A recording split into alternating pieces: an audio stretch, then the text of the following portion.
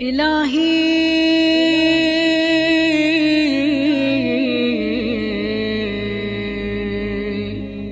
ما أنا بأول من عصاك فتبت علي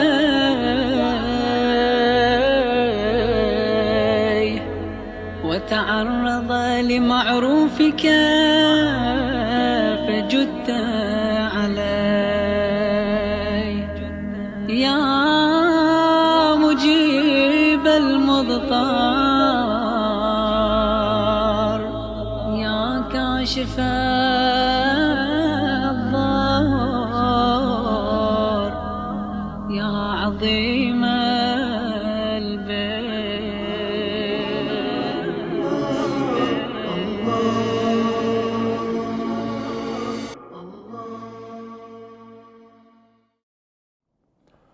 أعوذ بالله السميع العليم من الشيطان اللعين الرجيم. بسم الله الرحمن الرحيم. الحمد لله رب العالمين، ثم الصلاة والسلام على أشرف المرسلين حبيبي وحبيب إله العالمين أبي القاسم المصطفى محمد وعلى آل بيته الطيبين الطاهرين وصحبه المنتجبين. Mes chers frères et sœurs, assalamu alaikum wa rahmatullahi ta'ala wa barakatuh. Nous sommes dans le cadre de l'enseignement du dogme islamique, comme vous êtes en train de nous suivre, mes chers frères et sœurs, et vous avez suivi réellement dans la séance passée que nous avons commencé à parler effectivement de les limites réelles de la croyance et la mécréance. Qu'est-ce qui veut dire la foi et l'iman, la croyance, et qu'est-ce qui veut dire la mécréance et l'infidélité à Dieu. Et nous avons essayé de donner la définition comme si c'était réellement un état psychologique de l'être humain qui est interne, que le fait de croire iman, la foi c'est le fait de croire à une chose, à une divinité, mais ici de croire à Allah subhanahu wa ta'ala. Et la mécréance c'est le contraire de refuser Allah subhanahu wa ta'ala après avoir été appelé clairement à cette évidence, mes chers frères et sœurs. Donc en réalité, celui qui a pu accepter ou répondre favorablement aux appels du prophète Muhammad sallallahu alayhi wa sallam, il est appelé alors musulman, al-mu'min, le croyant. Et celui qui a essayé de rejeter, de refuser, de refouler cet appel aussi, qui a été tellement clair pour lui de façon évidente, et celui-là est appelé de notre côté l'opposé de la croyance ou les croyants, on appelle le mécréant. Mes chers frères et sœurs, souvent l'infidèle, parce qu'il s'agit de l'infidélité entre, il a pu réellement essayer de voir, de choisir entre sa volonté et celle d'Allah subhanahu wa ta'ala. C'est de mécroire totalement l'existence de Dieu et aussi mécroire, mes chers frères et sœurs, en deuxième lieu, la prophétie du prophète Muhammad sallallahu alayhi wa sallam. Donc il est appelé mécréant tout à fait clair, mes chers frères et sœurs. Nous avons essayé de donner cette définition et nous étions arrivés à la limite de la mécréance et la foi. Nous avons essayé de parler de cela. Nous avons aussi la différence entre la foi, je vais parler effectivement au principe de base de la religion musulmane, et aussi la ramification de l'islam qu'on appelle al-furu'ud-din, dans le cadre de la jurisprudence et dans le cadre aussi de la théologie. Et nous avons dit, si vous avez suivi les premières émissions que nous avons essayé de présenter, c'était dans le cadre de vous éclaircir sur le point de fondement des bases de la croyance de l'islam. Nous avons parlé des Asul-Din, effectivement, c'est dans ce cadre-là qu'on parle de la croyance théologique, mes chers frères et sœurs. Mais dans ce cadre-là, oui, c'est la croyance théologique, mais dans le cadre de la ramification de la religion musulmane. Et bien, ce qui nous importe ici, c'est le fondement de la foi musulmane. Nous avons parlé, mes chers frères et sœurs, de cet élément, et effectivement, nous avons essayé de voir aussi la foi, effectivement, lorsqu'on parle de la foi, à quelle influence sur notre devenir, dans le cadre qu'on soit réellement enveloppé par le bonheur d'Allah subhanahu wa ta'ala, et aussi rejeté par Allah subhanahu wa ta'ala, et puis qu'on puisse réellement supporter le fait d'être malheureux dans cette vie, mes chers frères et sœurs. C'est dans ce cadre-là, lorsqu'on parle de l'iman ou le kufr, c'est dans un cadre bien donné. L'iman a un effet positif sur notre devenir, dans notre vie de l'au-delà, mais la mécréance a un effet négatif sur notre vie et notre devenir dans l'au-delà. Et de l'autre côté, c'est le bonheur, mais de ce côté, mes chers frères et sœurs, ce n'est rien d'autre que le malheur qui nous attend lorsqu'on refuse, effectivement, mes chers frères et sœurs, l'appel divin et l'appel prophétique, et c'est tout à fait la mécréance, et c'est le malheur qui nous attend dans notre devenir, notre avenir, que nous sommes en train, pour cette cause que nous sommes en train de vivre dans ce bas monde. Et après, nous allons essayer réellement de récolter, s'il s'agit de la foi musulmane, que nous avons profité et posé des bonnes œuvres. Nous allons sûrement profiter de cette foi dans l'au-delà. Mais si nous avons malheureusement, et que le Seigneur nous en garde, posé des actes interdits, et nous allons forcément, mes chers frères et sœurs, récolter les pots cassés, que le Seigneur nous en garde. Nous allons essayer de parler effectivement de cela. Et nous sommes arrivés effectivement, mes chers frères et sœurs, à quelques points, lorsqu'on parle du point que Shahid Mutahari a essayé effectivement de nous éclaircir sur point. Ces points, je vais parler de la mécréance, lorsqu'on parle de la mécréance et la foi. Et quel est l'avenir qui attend les croyants et l'avenir qui attend le mécréant. Dans l'autre côté, dans l'autre monde, mes chers frères et sœurs, lorsqu'on parle de la conséquence de la foi, qui serait pour nous, mes chers frères et sœurs, la félicité éternelle dans le paradis, et aussi la conséquence de la mécréance aussi, qui serait pour certaines personnes, mes chers frères, que le Seigneur nous en garde, effectivement l'enfer, mes chers frères et sœurs. Et il y a aussi des degrés, à ce qui concerne dans le paradis, il y a des degrés, parce que les croyants ne sont pas au même degré de foi, au même degré de la connaissance de Dieu, donc il y a des différences qui est là. Il y a aussi des étapes, mes chers frères et sœurs. Et cela est valable effectivement aussi pour l'enfer. Lorsque quelqu'un rentre dans l'enfer, que le Seigneur nous en garde, il y a aussi forcément des degrés dans l'enfer selon les actes que nous avons posés et selon aussi le poids des crimes commis par nous dans ce bas monde. Donc, mes chers frères et sœurs, il y a cela.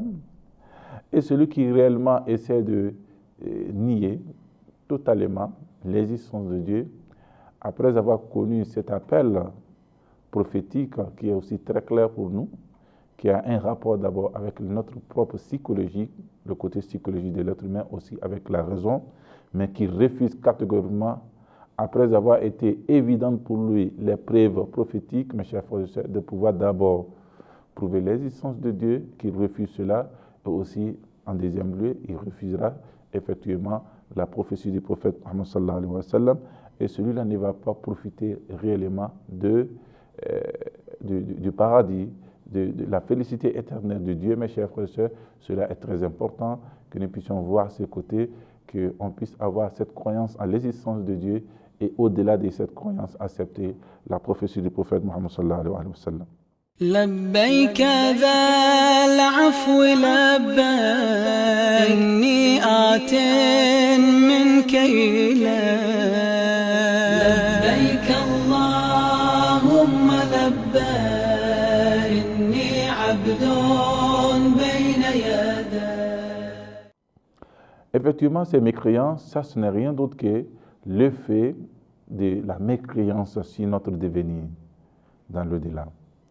Si nous n'acceptons pas Dieu, alors nous allons demeurer, mes chers frères et sœurs, que le Seigneur nous en garde, que celui qui n'accepte pas Dieu, il demeurera dans l'enfer et c'est le châtiment divin. Mais il y a souvent des personnes, effectivement, qui sont des mécréants, mais ils n'ont pas pu avoir cet appel aussi très clair.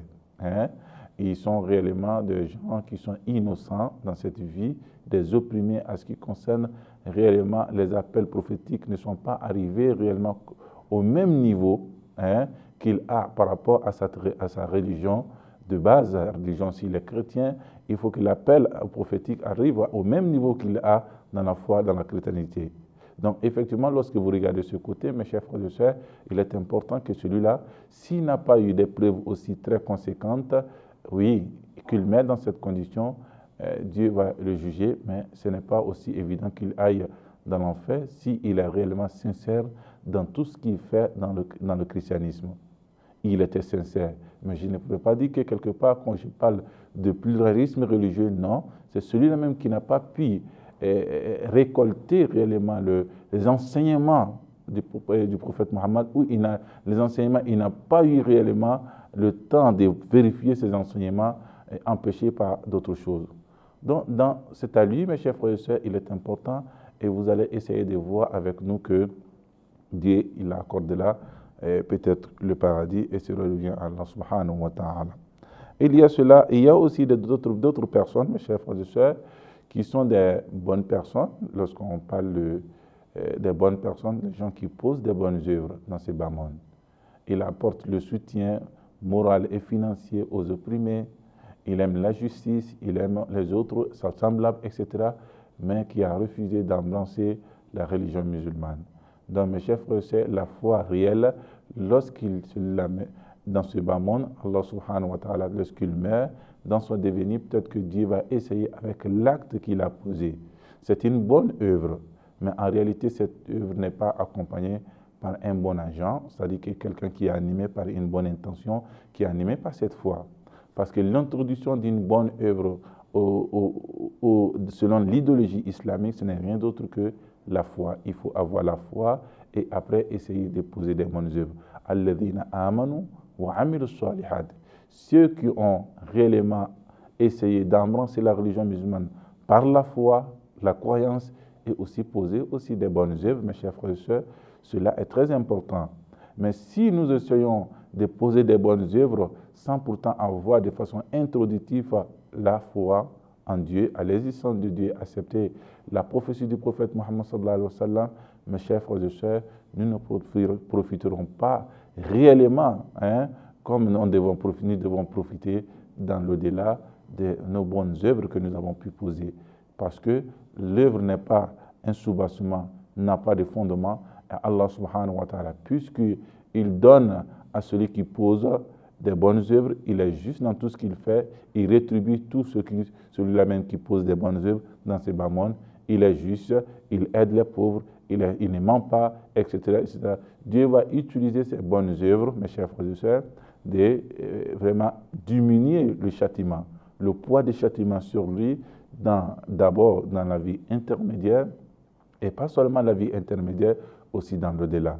Dans ce cadre, mais ce acte ne peut pas être vraiment, mes chers frères, c'est un moyen pour lui, un canal pour lui d'échapper réellement le châtiment divin, parce qu'en réalité, il n'a pas accepté la croyance en Dieu, mes chers frères et sœurs. Ça est très important et c'est ce que le Coran essaye de nous enseigner en ce qui concerne réellement les enseignements prophétiques. Donc, mes chers frères et sœurs, lorsque vous essayez de faire la comparaison des choses, vous verrez avec nous que Allah subhanahu wa ta'ala, il a fait la part de toutes choses. Il a limité toutes choses par sa sagesse et sa science. Dans toutes choses, derrière toutes choses, il y a forcément, réellement, mes chers frères et sœurs, une sagesse cachée, une philosophie cachée, que nous devons souvent partir à la recherche de cette philosophie si nous avons une raison, un entendement qui puisse cerner quelque philosophie de cet acte-là, mais il y a souvent des actes que nous ne pouvons pas cerner la philosophie et la sagesse qui se cache derrière.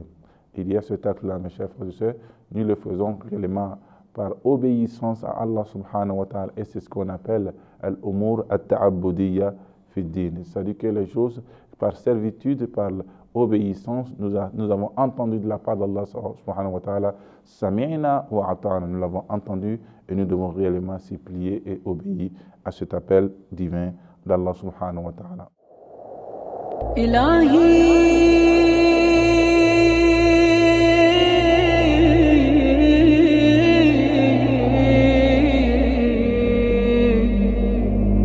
إن كان الندم على الذنب توبة فإني وعزتك من النادمين. Donc, mes chers frères et sœurs, il est tout à fait clair lorsqu'on parle de ce point que la mécréance a une influence sur notre vie et aussi la croyance a une influence sur nous. C'est dans ce sens-là que nous sommes en train de parler. Celui qui croit aussi, il a une influence, mais qui pose des bonnes œuvres aussi, l'œuvre aura forcément des influences sur son devenir, parce qu'il profitera réellement, mes chers frères et sœurs, par la promesse divine de ces actes qu'il a pu poser dans ces bas mondes avant de mourir ou de partir de ce monde-là. Et pas seulement qu'il attendra peut-être le jour de la résurrection, le jour de la rétribution, mais à partir de Al-Barzakh, le monde intermédiaire, il profitera aussi de ces actes parce que l'acte est couronné, mes chers frères et sœurs, par la foi en Dieu, la foi en la prophétie, la foi aussi au jour de la résurrection. Ça fait partie réellement aussi des principes de base de tous les musulmans et aussi même des non-musulmans, des chrétiens et les juifs. Il y aura forcément un jour, un jugement dernier. Ils croient en la prophétie de leurs prophètes, seulement qu'il y en a qui refusent la prophétie du prophète Mohammed sallallahu alayhi wa sallam, et c'est ce qui est, mes chers frères et sœurs, important, mais ils essayent aussi de nier l'existence d'un Dieu. Donc, lorsque vous essayez de mettre ces points à côté l'un, l'autre, mes chers frères et sœurs, vous verrez que d'abord, pour mieux profiter, si on peut s'exprimer ainsi, une garantie pour nous pour profiter de notre foi en Dieu, ce n'est rien d'autre que l'islam. Et c'est l'islam que le Coran dit Inna dina indallahi al-islam. La religion auprès d'Allah subhanahu agréée auprès d'Allah subhanahu wa ta'ala, ce n'est rien d'autre que l'islam. L'islam, je vais parler pas l'islam de façon aussi restreinte du mot, mais l'islam qui est la soumission vraie. Mais lorsque vous essayez de voir l'exemple d'une soumission aussi vraie, et vous allez trouver cela se trouve dans l'islam que le prophète Mohammed restreint qu'il nous a apporté. Parce que tous les prophètes, de Adam jusqu'au dernier prophète, sont venus seulement prôner l'islam, appeler les gens à l'islam. L'islam, ce n'est rien d'autre que la soumission en Dieu. Et c'est ce que tous les prophètes sont venus d'abord nous appeler à ce point. Donc, à partir de la prophétie et tout ce qui viendra après, la croyance en prophétie, la croyance à l'imama, la croyance au jour de la rétribution, ce n'est rien d'autre que des canaux qui puissent nous amener réellement à la connaissance de notre Dieu. Une fois que nous avons la connaissance, et cette connaissance va essayer d'avoir des réactions aussi très positives sur notre vie et notre devenir, et c'est ce qui va faire que nous allons essayer de poser des bonnes œuvres, parce que nous croyons effectivement que lorsque nous posons des œuvres, nous serons rétribués, évalués selon ces œuvres-là. Donc ça fait partie d'un degré de foi dont, mes chers frères et sœurs, il est important que nous puissions vraiment notifier ces points que nous avons essayé de parler. Et vous allez trouver que Shahid Mutahari, le philosophe iranien, il a essayé de mettre tous ces points pour que nous puissions comprendre certaines choses. Mais ce que nous voulons essayer réellement de voir, il faut comprendre que Allah subhanahu wa ta'ala, il rétribue, il évalue tout acte sans aucune exception. Et c'est une promesse divine, et Dieu il s'est fait cette promesse-là d'évaluer tout acte que nous allons poser dans ces bas mondes. Donc il est important, mes chers frères et sœurs, il ne faudrait pas que nous ayons des moments aussi vacants de l'adoration d'Allah subhanahu wa ta'ala, mais cela ne peut se faire que dans l'intention. Même que vous voulez dormir, vous pouvez formuler l'intention afin de se reposer pour avoir assez de force demain pour vaquer aux occupations, chercher la nourriture licite pour la famille. Allah subhanahu wa ta'ala va essayer de transformer ces sommeils-là pour vous comme étant bien, mes chers frères et sœurs, une adoration. Lorsque nous avons cela, donc c'est pour cette raison que vous allez trouver que certains savants, chiites, vous allez le trouver, ils disent qu'ils n'ont pas eu de moments aussi vacants dans leur vie sans pourtant adorer Allah subhanahu wa ta'ala. Donc mes chers frères et sœurs, cela n'est pas une intention, c'est se fait avec l'intention que Allah subhanahu wa ta'ala nous a donnée. Si vous avez une bonne intention de pouvoir poser un acte, si vous n'arrivez pas à poser cet acte, Allah subhanahu wa ta'ala va vous donner certains mérites. Le fait d'avoir une bonne intention est déjà bon. Vous voyez, c'est une introduction pour les bonnes œuvres. Allah va vous accorder. Et là, ça fait partie de la miséricorde d'Allah subhanahu wa ta'ala. Si vous posez encore des actes interdits, Dieu vous accorde 7 heures du temps, selon le temps que nous avons, 7 heures du temps, afin que nous puissions prononcer la repentance. Astaghfirullah, Seigneur, je te demande pardon. Après 7 heures de temps, alors l'ordre sera donné aux anges d'évaluer, d'écrire ce que vous avez posé comme étant bien un acte aussi je vais dire, négatifs qui pourraient avoir des influences aussi négatives sur votre vie. Donc, mes chers frères et sœurs, une fois que nous avons ces éléments, il est important que nous puissions aussi donner des versets coraniques qui puissent nous rappeler effectivement de ces points. Ce verset coranique, ce n'est rien d'autre que le Seigneur Allah subhanahu wa ta'ala dit « Inna Allah la yazlimu mithqala dharra » Et Dieu n'opprime jamais un poids d'atome que nous avons posé comme acte. Il n'ignore jamais, il ne néglige jamais ce poids d'atome d'acte.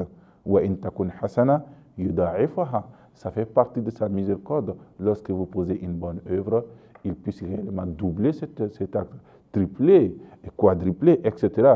Wa yu'ti man ladunhu ajran azima.